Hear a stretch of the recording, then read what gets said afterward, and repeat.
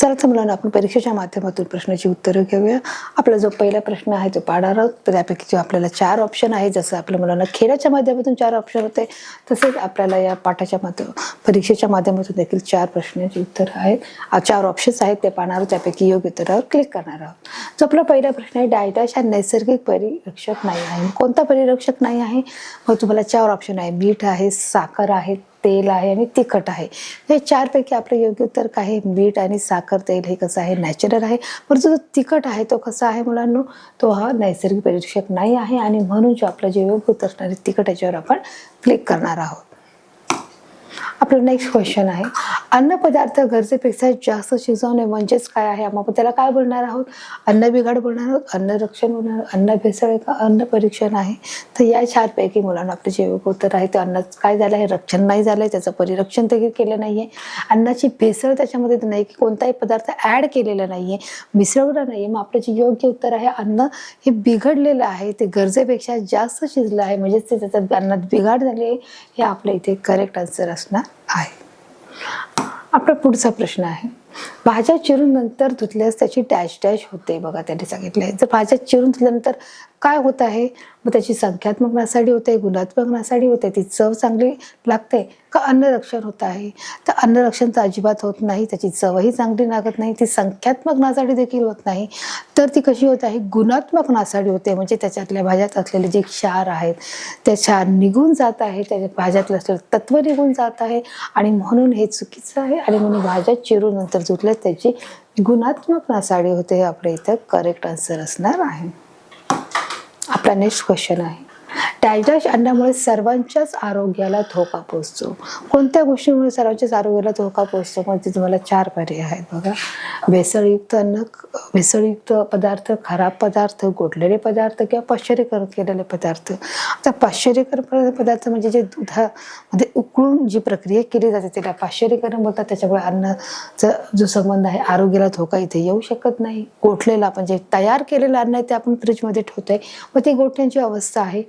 खराब अन्न म्हणजे जे खराब झालेलं आहे, की ते खूप दिवसाचं शेळ आहे, त्याला बुरशी लागलेली आहे, ते खराब आहे. आता खराब अन्नामुळे देखील सर्वांचं आरोग्य बिघडू शकतं. परंतु की सर्वांच्या आरोग्याला धोका पोहोचतो. मग कधी होतं की जर आपण असं अन्न वारंवार खाल्लं, म्हणजे भेसळयुक्त जे अन्न पदार्थ आहेत ते जास्त खाल्ल्यामुळे आपल्या शरीर सर्वांच्याच आरोग्याला हे धोका पोहोचत आहे. हे आपल्या इथं करेक्ट असं असणार आहे. बघा, की असे वारंवार पदार्थ जर आपण खात राहिले तर आपल्या शरीराला त्याचा त्रास होणार आहे, आपल्याला पोटाची विकार देखील होणार आहे आणि त्याचप्रमाणे आपल्याला फूड पॉयझनिंग म्हणजेच विषबाधा देखील होऊ शकते. आपला नेक्स्ट क्वेश्चन आहे, जेवणाऱ्या पंगतीसारख्या पारंपरिक प्रकारात अन्नाची डॅश डॅश होते. की जेवणासारखी पारंपरिक पद्धत आहे, मग त्याच्यामध्ये कोणत्या प्रकारची नासाडी होत आहे? मग इथे तुम्हाला 4 पर्याय आहेत. नासाडी होत आहे, गुणात्मक होत आहे, साठवण होत आहे का संख्यात्मक नासाडी होत आहे? तसं जेवणाच्या पंगतीमध्ये जे लोक येणारे, जे लोकांच्या संख्येवरून त्यांची संख्यात्मक नासाडी होती. ते गुणात्मक नासाडी होऊ शकते का? तर ते आपण गुणात्मक नासाडी कधी होते? आपण भाज्या चिरून धुतल्यानंतर त्याची गुणात्मक नासाडी होत आहे. आणि म्हणून इथे आपलं काय, लोक ज्याप्रमाणे संख्येने येतात त्या संख्येनुसार त्या संख्येची काय होत आहे? त्या जेवणाची नासाडी होत आहे. जितके ताट आहे त्या ताटात घेतलेलं जे अन्न आहे ते वेस्टेज जात आहे आणि म्हणून इथे संख्यात्मक नासाडी होत आहे. आपल्या इथे करेक्ट आन्सर असणार आहे. आपला पुढचा प्रश्न आहे, शेंगदाणा खवट होणे यासाठी डॅश डॅश कारणीभूत आहे. जर शेंगदाणा खवट होत आहे तर कोण कारणीभूत आहे? मग तुम्हाला 4 पर्याय आहे. अयोग्य साठवणूक होत आहे, अयोग्य हाताळणी होत आहे, अयोग्य वाहतूक होत आहे का अंतस्थ घटक होत आहे? तर या 4 पैकी आपलं काय उत्तर असणार आहे? नाही. अयोग्य साठवणूक नाही, अयोग्य हाताळणी नाही, अयोग्य वाहतूक. तर अंतस्थ म्हणजे तो आतून आतल्यात तो खराब होत आहे. त्यातला जो पार्ट आहे शेंगदाणा हा हवाबंद डब्यामध्ये जर कितीतरी दिवस ठेवला आणि तो आपण ओपनच केला नाही डबा, तर तो काय होतं? आतल्यात त्याला कीड लागते, तो खराब होतो, त्याला हवा लागत नाही, म्हणजे तो अंतस्थ घटक आहे. हे आपल्या इथे करेक्ट आन्सर असणार आहे. आपला नेक्स्ट क्वेश्चन आहे, कांदे बटाटे जास्त कालावधीसाठी टिकावेत म्हणून डॅश डॅश वापरतात. जर कांदे बटाटे हा जास्त कालावधीसाठी आपल्याला टिकावेत असं वाटतं तर कोणत्या गोष्टीचा वापर केला जात आहे? कीटकनाशकाचा वापर केला जातो, धुरीकरणाचा केला जातो, गोठणीकरणाचा केला जातो का किरणीयाचा केला जातो? आता बघा यापैकी जे कीटकनाशकाचा वापर म्हणा किंवा धुरीकरण हे वनस्पतीच्या झाडांना फुलांना व्यवस्थित म्हणजे त्यांना कीड लागू नये, ते खराब होऊ नये, त्यांची पिकाची वाढ चांगली व्हावी यासाठी त्याचा वापर करतात. गोठणीकरण हे कशासाठी करतात? जे तयार केलेलं अन्न आहे ते फ्रीजमध्ये व्यवस्थित ठेवून टिकवून पुन्हा ते गरम करून खाऊ शकतो, त्यासाठी गोठणीकरणाचा वापरतो. तर किरणीचा वापर हा कांदे बटाटे जास्त कालावधी टिकावं म्हणून यासाठी त्याचा वापर केला जातो आणि म्हणून त्यासाठी आपलं योग्य इथं उत्तरावर आपण क्लिक केलेलं आहे. आपला पुढचा प्रश्न आहे, अन्नपदार्थाचा रंग, वास, पोत, चव यामध्ये जर बदल होणे म्हणजेच काय होत आहे की या सर्व गोष्टीमध्ये बदल होत आहे म्हणजे आपण काय समजायचं आहे? मग हे अन्न भेसळ आहे का? मग अन्न बिघाड आहे का? मग अन्नाची नासाडी झाली आहे का? यापैकी कोणतंच नाही. आता बघा रंग, चव, वास, पोत आणि दर्जा हा जर खराब झाला आहे मग यापैकी कोणतंच नाही असं होऊ शकतं का? तर हे आन्सर आपलं रॉंग आहे. अन्न नासाडी झाली आहे का? की अन्न नासाडीला कधी बोलणार की गरजेपेक्षा जास्त अन्न हे शिजवलं आहे तर ते अन्नाची नासाडी झाली आहे. अन्न आपण फेकून दिलं आहे, वेस्ट केलं आहे, वाया गेलं आहे, आपण टाकून दिलं आहे, त्या अन्नाची नासाडी होणार आहे. त्यामुळे हाही पर्याय लागू होत नाही. बघा अन्न भेसळ म्हणजे त्याच्यामध्ये पदार्थ आपण टाकलेला आहे का बघा तिथे, की आपण दुसरा एक्स्ट्रा ऍड केला आहे का? तर नाही. म्हणजे त्याचा काय तो अन्न बिघाड झालेला आहे मुलांना.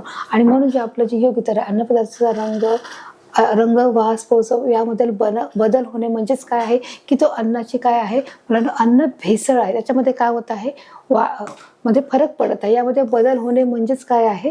अन्न भेसळ आहे. आपल्या इथे करेक्ट आन्सर असणार आहे. आपला जो प्रश्न आहे ते पाहणार आहोत की हा जो अन्नपदार्थ खूप काळ जर टिकवायचा असेल तर कोणत्या शीतकपाटाचा कोणत्या गोष्टीसाठी वापर होत आहे? मग किरणीय, गोठणीय, वायूचा वापर होत आहे का पाश्चरीकरणाचा होत आहे? पाश्चरीकरण हे दूध व्यवस्थित तापवून 80 डिग्री सेल्सिअसमध्ये ठेवून ते थंड केलं जातं, त्यासाठी त्याला आपण पाश्चरीकरण बोलत आहोत. वायूचा वापर होऊ शकत नाही अन्नपदार्थ, किरणीचाही होऊ शकत नाही. मग त्याच्यामुळे जर अन्नपदार्थ हा टिकवण्यासाठी आपल्याला गोठणीकरणाचा हा वापर केला जातो आणि म्हणून जे उत्तर आहे अन्नपदार्थ खूप काळ टिकवण्यासाठी शीत कपाटाचा फ्रीज म्हणून गोठणीकरणाचा वापर केला जात आहे. आपला पुढचा प्रश्न आहे, किरणीयांचा उपयोग डायजेस्टसाठी होत आहे. कशासाठी होत आहे? मग तुम्हाला 4 पर्याय आहे. सूक्ष्मजीव कीटकांचा नाश होण्यासाठी, वरील सर्व पिकण्याच्या कालावधीत वाढ होण्यासाठी का अंकुरण्याची क्रिया ही मंद होण्यासाठी. आता बघा किरणीचा उपयोगच कशासाठी? सूक्ष्मजीव आहे, जे जंतू आहे त्या सर्व कीटकांचा नाश करण्यासाठी, जे पीक आहे ते पिकाच्या कालावधीत वाढ होण्यासाठी, अंकुरण्याची क्रिया मंद होण्यासाठी. मग वरील सर्व जे पर्याय आहेत ते योग्य आहेत आणि म्हणून जे आपल्या इथे योग्य उत्तरावर आपण इथे काय करणार क्लिक केलं आहे की किरणीचा उपयोग वरील सर्वांसाठी होत आहे. आपल्या इथं करेक्ट आन्सर असणार आहे. आता मुलांना आपण प्रश्नोत्तराच्या माध्यमातून प्रश्न घेणार आहोत. ते प्रश्न कोणते आहेत ते बघणार आहोत. काही दीर्घोत्तरी प्रश्न आहेत, काही लघुत्तरी प्रश्न आहेत. ते प्रश्न कोणते आहेत ते देखील बघण्याचा आपण प्रयत्न करणार. चला तर आपण सुरुवात करूया प्रश्न उत्तराला. जो आपला पहिला प्रश्न आहे आपण पाहणार अन्न बिघाड कसं होतोय. तर अन्न बिघाड कसं की अन्नामध्ये असलेले जे रंग, चव, वास, पोत त्याचं जे त्याचप्रमाणे त्याचं दर्जा आहे या सर्व गोष्टीमध्ये फरक पडत आहे. फरक पडला म्हणजेच आपण समजायचं की अन्नामध्ये बिघाड झालेला आहे. बघा आपण इथे पाहतो अन्न पदार्थाचा जो रंग आहे, चव आहे, जो पोत आहे, वास आहे, दर्जा आहे यामध्ये बिघाड झाल्यास काय होत आहे? बघा यामध्ये बदल होत आहे की यामध्ये आपल्याला बदल दिसतो. त्याच्या रंगात बदल दिसत आहे, त्याच्या दर्जात बदल दिसत आहे, त्याच्या चवीमध्ये आपल्याला बदल दिसत आहे, त्याच्या पोतमध्ये बदल दिसत आहे, त्याच्या चवीत आहे बदल आणि त्याच्यामुळे काय झालं आहे की अन्न बिघाड आपल्याला झाला आहे आपण समजू शकतो. तर अशा प्रकारे अन्न बिघाड कसं झालं आहे ते सर्व कारण त्याच्यामध्ये समाविष्ट आहे.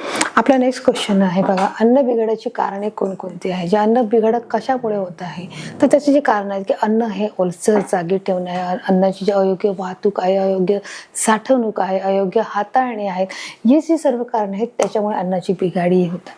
बघा इथे जो प्रश्न आहे अन्न पदार्थ जास्त शिजवणे, ओलसर जागी ठेवणे, अयोग्य साठवणूक, अयोग्य वाहतूक, अयोग्य हाताळणी हे सर्व जी कारण आहेत ते कसली आहेत? अन्न बिघाडाची कारण आहेत. आणि म्हणून जे आपलं जे उत्तर आहे तुम्हाला कळालं आहे म्हणून की जो अन्न पदार्थ गरजेपेक्षा जास्त शिजवल्यामुळे देखील अन्नाची नासाडी होत आहे आणि त्याचप्रमाणे अयोग्य वाहतूक आहे, साठवणूक आहे, हाताळणी आहेत, ही सर्व कारणं देखील त्याच्यामध्ये आपल्याला लागू पडत आहे.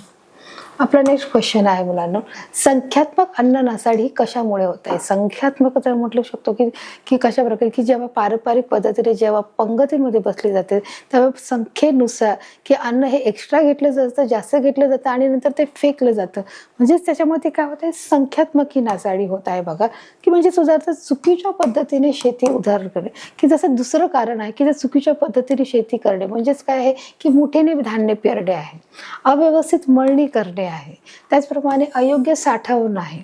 आपण बघा पाहणार आहोत की चुकीच्या पद्धतीने काय करणे, शेतीचं हे उदाहरणार्थ आपण मुठीने पेरणी करणे, की चुकीच्या पद्धतीने शेती करणे म्हणजे काय आहे की आपण हातामध्ये धान्य घेऊन मुठीने पेरत आहोत. दुसरं अव्यवस्थित मळणी करत आहोत, म्हणजे त्याची मळणी आहे ती व्यवस्थित प्रकारे करत नाही, जशी करायला पाहिजे तशी करत नाहीत म्हणून त्याचा दुसरा प्रकार आहे.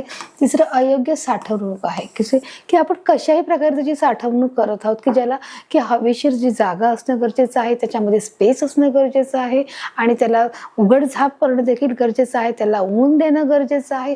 मग त्याच्यामुळे देखील अन्न खराब होत आहे. संख्यात्मक अन्नासाठी चुकीच्या पद्धतीने वितरण करणे, चुकीच्या पद्धतीने म्हणजे कोणालाही म्हणजे देणे किंवा ती कशी त्याची हाताळणी करणे, तसेच पंगती जेवणाची पारंपरिक पद्धतीमुळे संख्यात्मक अन्न नासाडी होत आहे, की जे भरपूर संख्येमध्ये जेव्हा लोक येतात आणि अन्न घेतात आणि ते फेकून देतात, त्याच्यामुळे देखील अन्नाची ही प्रमाणे संख्यात्मक अन्नाची नासाडी होत आहे. हे आपलं इथं आन्सर असणार आहे. बघा आता आपला जो नेक्स्ट क्वेश्चन आहे, गुणात्मक अन्न नासाडी महत्वाची कारणे कोणकोणती आहे ते सांगा. ही गुणात्मक अन्न नासाडी म्हणजे त्याची कारण काय काय आहेत, की जेव्हा गुणात्मक नासाडी एखादा भाजीपाला आहे, एखादा पदार्थ आहे, तो आपण आणला, तो चिरला आणि चिरल्यानंतर तो धुवून जर आपण तो बनवत आहोत, याचाच अर्थ त्या अन्नामधले जे पोषक तत्व आहे, जे क्षार आहेत ते निघून जात आहेत, म्हणजेच त्याच्या काय होत आहे, गुणाची नासाडी होत आहे. बघा त्याचप्रमाणे एखादं जे फळ आहे ते देखील आपण खाण्यापूर्वी धुतलं पाहिजे, जेणेकरून आपण फळ ही सालीसकट खाऊ शकतो.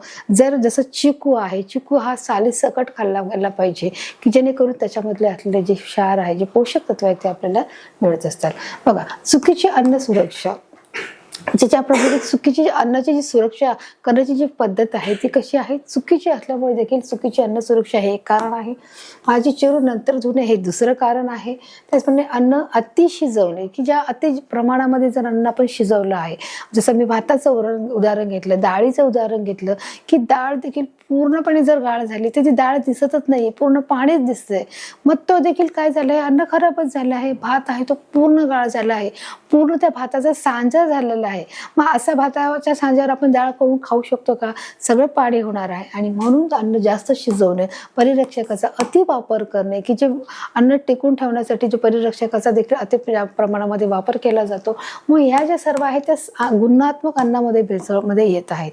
म्हणून जे आपल्या जे पाहिलं की ज्याची जी कारणं आहेत ती कारणं देखील आपण बघा पाहत आहोत.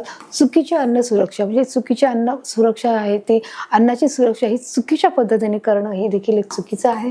भाजी चिरून नंतर धुणं हे देखील अन्नात्मक नासाडीचं कारण आहे. अन्न अति शिजवणं हे देखील अन्न नासाडीचं कारण आहे. आणि परिरक्षकाचा वापर करणे हे देखील अन्न रक्षकाचा किंवा गुणात्मक नासाडीचं हे देखील एक कारण आहे. तर अशा प्रकारे आपण गुणात्मक अन्न नासाडी म्हणजे काय हे आपण त्याची उदाहरणे इथे पाहिलेली आहे. आपला नेक्स्ट क्वेश्चन आहे, अन्न वाया जाऊ नये यासाठी 2 उपाय सुचवा. की जर आपण जे अन्न आहे ते वाया नाही गेले पाहिजे, वेस्ट नाही गेलं पाहिजे, मग त्यासाठी काय करणं गरजेचं आहे, तर आपल्याला पुरेल इतकंच आपण अन्न आपल्या ताटामध्ये घेणं गरजेचं आहे. गरजेपेक्षा जास्त आपण अन्न ताटामध्ये घेऊ नये, की अन्न जेवढं आपल्याला लागत आहे तेवढंच अन्नाचा आपल्याला काय करायचं आहे, वापर करायचा आहे. अन्न आवश्यक तेवढेच अन्न ताटात वाढून घेणं आहे. अन्न जास्त वेळ शिजू नये. बघा ही 2 उदाहरणं आपण इथे घेतलेली आहेत. बघा अन्न वाया जाण्यासाठी 2 उपाय काय आहेत, की त्यांनी सांगितलं आहे की आपण अन्न आवश्यक तेवढंच आवश्यक असेल तेवढंच आपल्याला घ्यायचं आहे. आणि अन्न हे जास्त वेळ जर शिजवू नये. जास्त वेळ शिजलं म्हणजे मनासारखा पदार्थ नाही झाला तर आपण काय करतो, ते फेकून देतो. आणि मग ते फेकल्यामुळे गेलं म्हणजेच काय झालं आहे, अन्न वाया गेलेलं आहे. बरोबर. अशा प्रकारे ही 2 उदाहरणं मुलांना आपण इथे क्लिअर केलेली आहेत. त्याचप्रमाणे मुलांना की आपल्याला पाहिजे की अन्न अजून वाया जाऊ नये, की लागेल तेवढंच अन्न शिजवणं देखील तेवढंच गरजेचं आहे. की जी एवढे माणसाची संख्या आहे त्या माणसाच्या संख्येप्रमाणेच अन्न शिजवावे आणि त्या घरातील व्यक्तींना पुरेल आणि ते संपून जाईल याची देखील आपण काळजी घेणं गरजेचं आहे. त्याचप्रमाणे घरातील ज्या पालेभाज्या आहेत, ज्या भाज्या आहेत, त्या देखील खराब होऊ नये यासाठी वेळोवेळी त्यांना बाहेर काढून, त्यांना स्वच्छ करून, त्यांना व्यवस्थित स्पेसमध्ये ठेवून, त्या फ्रीजमध्ये ठेवून, जेणेकरून ते दीर्घकाळ टिकावे यासाठी देखील हे लक्ष देणं गरजेचं आहे. तर अशा प्रकारे अन्न वाया जाऊ नये, किंवा जर अन्न ते उरलं असेल मुलांना, वाया गेलेलं अन्न, की ते लहान मुलं शक्यतो पोळी ठेवून देतात, भाजी ठेवून देतात. मग तेच जी भाजी पोळी आहे ती संध्याकाळी पुन्हा ती व्यवस्थित हवाबंद डब्यामध्ये पॅक करून पुन्हा ती रात्रीच्या वेळेस आपण ती उपयोगाला आणू शकतो.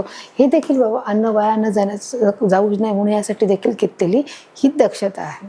तर अशा प्रकारे आपण याची कारण बघा महत्व पाहिलं की अन्न वाया जाऊ नये यासाठी आपण कोणकोणते उपाय करू शकतो हे आपण या प्रश्नाच्या माध्यमातून पाहिलेलं आहे.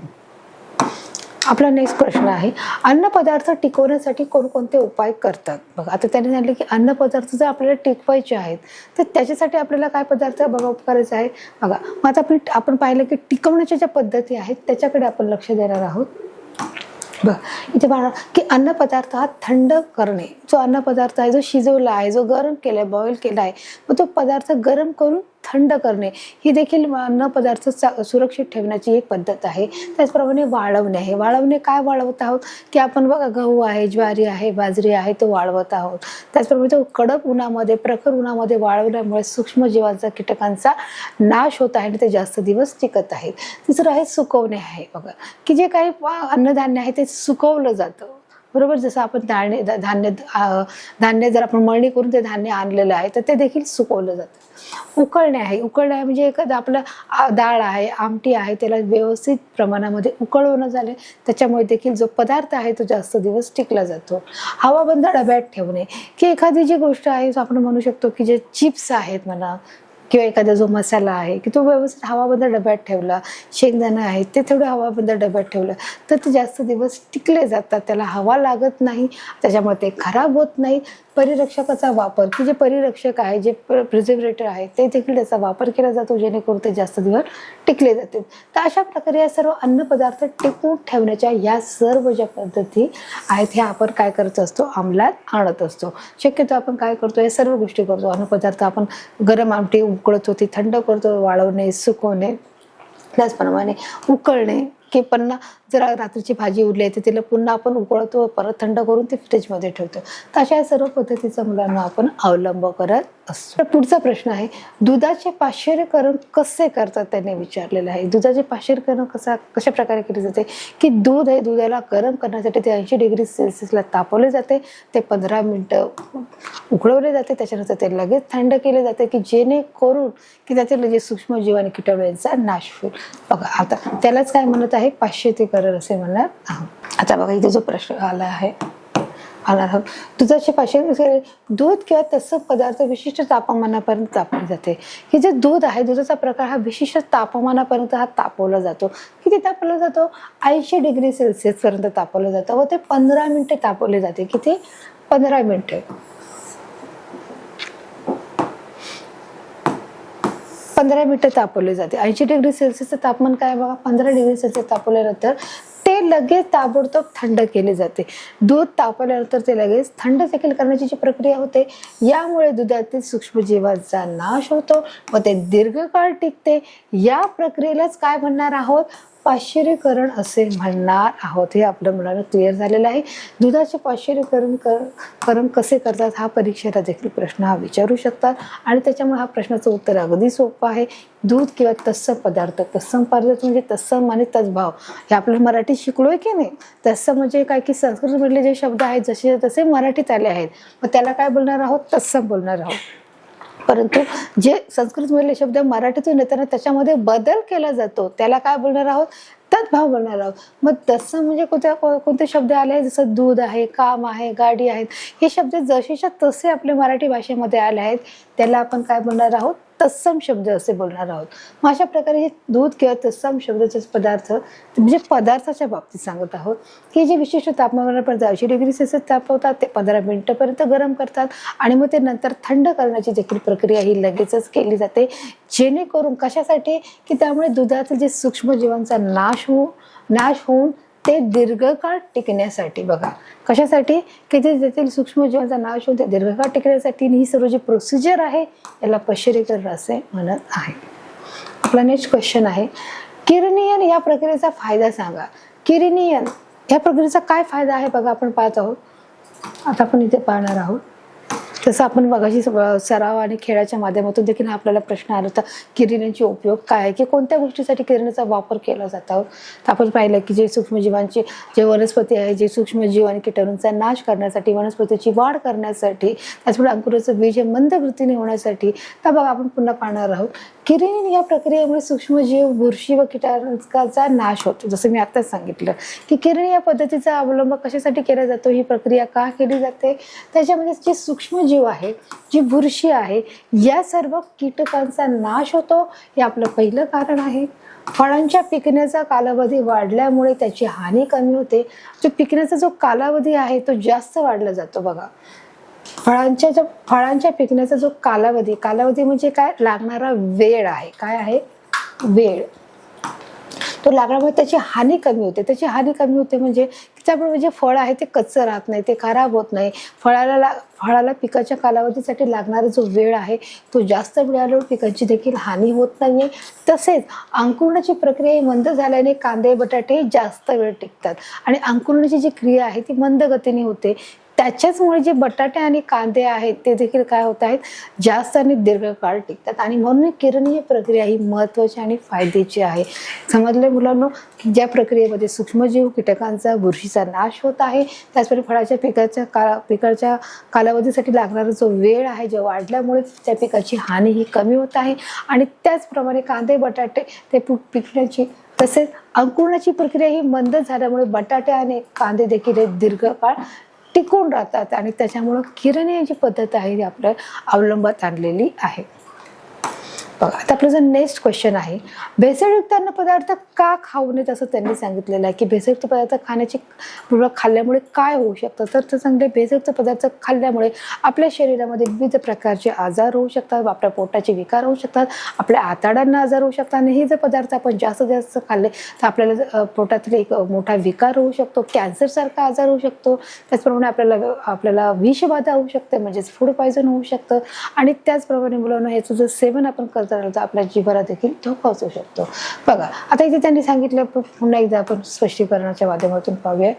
भेसळयुक्त अन्नामुळे पोटाचे आजार किंवा विषबाधा होऊ शकते. जसं मी आत्ताच सांगितलं, भेसळयुक्त म्हणजे आपला हा जो टॉपिक आहे पूर्ण मी कव्हर केलेला आहे. चित्रीकरणाच्या माध्यमातून देखील सांगितलं की भेसळयुक्त पदार्थ म्हणजे कसे असतात, ती भेसळ कशी केली जाते, कोणकोणत्या अन्न पदार्थामध्ये केली जाते, हे देखील मुलांना मी तुम्हाला सांगितलेलं आहे. तर मग आता सांगितलं की या अन्नामुळे काय होतं आहे, पोटाचे आजार किंवा विकार होतात. पोटामध्ये जे आतडे आहेत त्या आतड्याचा देखील आपल्याला आजार होऊ शकतो. हे पदार्थ वारंवार खाल्ल्यामुळे एखाद्या वेळेस आपल्या पोटाच्या आतड्यांना हा विकार व्हायला सुरुवात होऊ शकते. बघा, किंवा विषबाधा होऊ शकतं, म्हणजे फूड पॉयझनिंग देखील होऊ शकतं. काही प्रकारचे भेसळयुक्त अन्न हे दीर्घकाळापर्यंत खाल्ल्याने शरीरातील अवयवाच्या कार्यावर विपरीत परिणाम होऊ शकतो. तर कॅन्सर होण्याचा देखील धोका असतो. बघा, जसं मी मगाशी सांगितलं की जर भेसळयुक्त पदार्थ खाल्ले तर त्याला कॅन्सर देखील होऊ शकतो.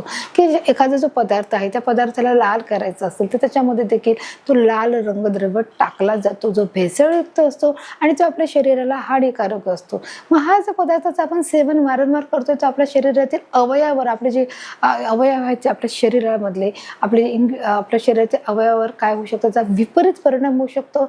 आपले अवयव डॅमेज होऊ शकतात आणि त्याच्यामुळे कदाचित आपल्याला कॅन्सरचा देखील धोका असू शकतो. आणि म्हणूनच असे भेसळयुक्त अन्न पदार्थ आपण खाणं गरजेचं नाही, किंवा आपण ते खाल्ले नाही पाहिजे, आपण खाणं टाळलं पाहिजे व इतरांनाही ते खाण्याचा आपण सल्ला दिला पाहिजे की आपण हे जे भेसळयुक्त पदार्थ ते खाऊ नयेत, हा सल्ला देखील देणं गरजेचं आहे. तर अशा प्रकारे भेसळयुक्त अन्न पदार्थ का खाऊ नयेत याची ही सर्व कारणे आपण इथे पाहिलेली आहेत. आणि मला वाटतं मुलांना तुम्हाला देखील कळालेली आहेत की भेसळयुक्त अन्न पदार्थ का खाऊ नयेत, की ज्याच्यामुळे जे बाहेरचे आहेत, जे रस्त्यावरचे जे पदार्थ आहेत, जे उड्यावरचे पदार्थ आहेत, की जे जरी ते आपल्याला कमी किमतीत जरी मिळत असेल, परंतु तो पदार्थ ती जे विकण्याची जागा आहे ती कोणत्या ठिकाणची आहे, तो पदार्थ कसा आहे, त्याप्रमाणे जो विकणारा माणूस कसा आहे, या सगळ्या गोष्टीचं तुम्हाला ऑब्झर्वेशन करायचं आहे. मला वाटतं मुलांना या पाठाच्या माध्यमातून तुम्हाला हे अधिक समजलेलं आहे. तर आपण पाहिलं आहे की भेसळयुक्त अन्न पदार्थ का खाऊ नये ते तुम्हाला क्लिअर झालेलं आहे. आणि त्याच्यामुळे आता इथून पुढे तुम्ही कोणताही भेसळयुक्त पदार्थ तुम्ही टेस्टिंग करून पाहणार आहात की खरंच म्हणजे जो दर्जा आहे, रंग, चव, वास हा योग्य आहे की नाही याची देखील तुम्ही तपासणी करून पाहणार आहात. तर आता आपला जो पुढचा प्रश्न आहे पाहणार आहोत, अन्न भेसळ ही कशी केली जाते. आता जो तोच प्रश्न आहे की अन्न भेसळ आहे की अन्न भेसळमुळे काय होत आहे आणि अन्न भेसळ ही कशी केली जात आहे. जसं आता आपण मुलांनी सांगितलं की अन्न भेसळ ही जसं मिरची पावडर असते, तर मिरची पावडरमध्ये विटाची भुकटी टाकली जाते की जेणेकरून तो लाल करण्यासाठी. जर तांदूळ असेल त्याच्यामध्ये सफेद खडे टाकले जातात, जो गहू आहे त्याच्यामध्ये त्याच्या रंगाचे आणि आकाराचे हे खडे टाकले जातात. तर अशा प्रकारचे हर एक प्रकारची जी अन्न भेसळ आहे ती कमी केली जाते. त्याचप्रमाणे जे आपण पाहू शकतो की जो मूळ अन्न पदार्थाचा जो घटक आहे तो काढला जाऊन त्याच्या जागी हा दुसरा घटक त्याच्यामध्ये टाकला जातो, कमी दर्जाचा, कमी क्वालिटीचा. बघा आपण इथे पाहिलं की अन्न पदार्थातील मुख्य महत्वाचा घटक हा काढून घेतात, की अन्न पदार्थाचा महत्वाचा जो घटक आहे तो काढून घेतला जातो. ज्याप्रमाणे आता हा जो गहू आहे, तर गव्हामधले जो मुख्य जो घटक आहे तो गव्हातलं जे सत्व काढून केलं जातो, मग तो राहतो फक्त जो स्टार्च आहे. मग तो स्टार्चला आपण काय बोलणार आहोत, मैदा बोलणार आहोत. मग त्या मैद्यामध्ये देखील अन्नाची भेसळ होत असते. म्हणजेच त्याच्यामध्ये काय केलं जातं, कमी प्रतीचा, स्वस्त, अखाद्य, अपायकारक खाद्य किंवा रंग मिसळला जातो. यालाच आपण काय म्हणणार आहोत, अन्न भेसळ म्हणणार आहोत.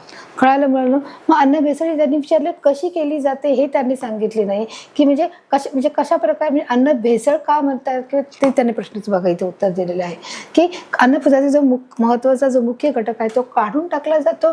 त्याच्यापैकी त्याच्या जागेवर कमी प्रतीचा, कमी स्वस्त, म्हणजे ज्याप्रमाणे आपण पाहू शकतो जे लवंग आहे, काळी मिरी आहे ते काढले जातात आणि त्याच्यासारखे दिसणारे जे छोटे खडे आहेत त्याचा वापर केला जात आहे. त्याचप्रमाणे आपण पाहिलं की विटाचं पाहिलं, मसाल्याचं पाहिलं, हळदीचं देखील पाहिलं की याच्यामध्ये देखील काय केली जाते, मिलावट केली जाते. आणि अशा प्रकारे ही अन्नाची भेसळ केली जाते की अन्नातल्या हर एक घटकामध्ये केली जाते. जसं दूध आहे, दुधामध्ये पाणी टाकलं जातं म्हणजे त्याची क्वांटिटी वाढवण्यासाठी. त्याचप्रमाणे त्याच्यामध्ये युरिया टाकला जातो जेणेकरून त्या दुधाची शीघ्रता वाढण्यासाठी. तर अशा प्रकारे ही अन्नाची भेसळ केली जाते. आणि म्हणून ही अन्नाची भेसळ, अशा भेसळयुक्त पदार्थ जर आपण खाल्ले तर आपल्या शरीरावर त्याची बाधा होऊ शकते. आपल्या शरीरातला जो अवयव आहे त्या अवयवावर विपरीत परिणाम होऊन आपल्याला कॅन्सर सारखा एक मोठा आजार देखील होऊ शकतो. आणि म्हणून या सर्व गोष्टीपासून जर आपल्याला वाचायचं असेल तर आपण अन्न भेसळयुक्त अन्न खाणं आपण टाळलं गेलं पाहिजे व इतरांनाही त्यांना खाण्यासाठी देखील आपण प्रोत्साहन दिले गेले पाहिजे. तर अशा प्रकारे मुलांना बघा आपण याच्या पाठामध्ये पाहिलेलं आहे की अन्न भेसळ कशी केली जाते. त्यांना त्याचे मुख्य महत्वाचा घटक काढून घेऊन त्याच्यावर कमी प्रतीचा, दर्जाचा, स्वस्त आणि अखाद्य म्हणजे काय, खाणं इतपत योग्य नाही. खाद्याचा अर्थ काय, खाणारा. पण जिथे लागला आहे त्याचा अर्थ काय आहे, जिथे आहे तिथे त्या शब्दाचा अर्थ काय होत आहे, नाही. म्हणजे खाद्य खाण्यासारखा नाही. मग कोणते पदार्थ, म्हणजे दगड आहे, जे खडे आहेत, जे लाकड आहे, जे लाकडाचा जो भुगा आहे, चुरा आहे तो त्याच्यामध्ये टाकला जातो आणि ते काय केलं, ते पदार्थ वाढवला जातो किंवा त्याच्यासारखा मिळता जुळता पदार्थ त्याच्यामध्ये टाकला जातो. म्हणून मात्र जे खडे आहे ते खडे खाऊ शकतो का, तर नाही. साबुदाणा आहे, साबुदाण्यामध्ये देखील सफेद छोट्या छोट्या गारगोड्या टाकल्या जातात. मग हा पदार्थ खाण्याचा आहे का, तर नाही. मग तो कसा पदार्थ आहे, अखाद्य पदार्थ आहे. तर अशाच अनेक प्रकारची अशी कितीतरी उदाहरणं मुलांना आपण पाहिली आहेत की त्याच्यामध्ये अन्नाची ही भेसळ केली जाते. आणि आता ते पदार्थ सर्रास मार्केटमध्ये विकले जातात आणि ग्राहक ते सुद्धा घेतले जातात, कारण त्यांना अन्न परीक्षणाची माहिती नसल्यामुळे. परंतु मुलांना आता हर ठिकाणी जागोजागीचा अवेअरनेस केला आहे, जागरूकता केली आहे की कशा प्रकारे अन्नाची पारख करायची आहे, कशा प्रकारे जे आपण अन्न घेत आहोत, अन्न घटक घेत आहोत तो कशा प्रकारे निवडून घ्यायचा आहे याचं देखील शिक्षण दिलं जात आहे. अशा प्रकारे मुलांना आपण 10चे 10 जे प्रश्न आहेत ते आपल्या पाठाच्या माध्यमातून आपण सोडून घेतलेले आहेत. सराव किंवा परीक्षा प्रश्नोत्तर आपण घेतलेले आहेत. त्याचप्रमाणे या पाठाच्या माध्यमातून असलेल्या मुलांना जो आपला अन्न पदार्थाची सुरक्षा, जो आपला पाठ आहे की कशा प्रकारे अन्न पदार्थाची सुरक्षा हे करणं गरजेचं आहे. त्या अन्न पदार्थाच्या सुरक्षेच्या माध्यमातून आपण हर एक घटकांचा अभ्यास केला आहे की कशा प्रकारे अन्न सुरक्षित ठेवणं गरजेचं आहे. अन्नाची जी भेसळ आहे ती कशा प्रकारची आहे आणि ते कशा प्रकारे ते रोखू शकतो. अन्न भेसळ म्हणजे काय, अन्नबाधा म्हणजे काय, संख्यात्मक काय, गुणात्मक काय, त्याचप्रमाणे कशा प्रकारे आपण अन्न परीक्षण करणं गरजेचं आहे, कशा प्रकारे ते अन्न टिकवणं गरजेचं आहे आणि कशा प्रकारे मुलांना जी आपण अन्न भेसळ ही होऊ नये यासाठी आपण कोणकोणत्या प्रकारचे उपाय करणं देखील गरजेचं आहे. तर या सर्व घटकांचा मुलांना आपण इथे टॉपिक कव्हर केलेले आहेत, आपण घटक घेतलेले आहेत. हा जो पाठ आहे मुलांना मी ते अगदी तुम्हाला सोप्या भाषेत सांगितलं आहे, तो तुम्हाला समजला आहे मला खात्री आहे. भेटू एका नवीन पाठाकडे, एका नवीन भागाकडे. तोपर्यंत धन्यवाद.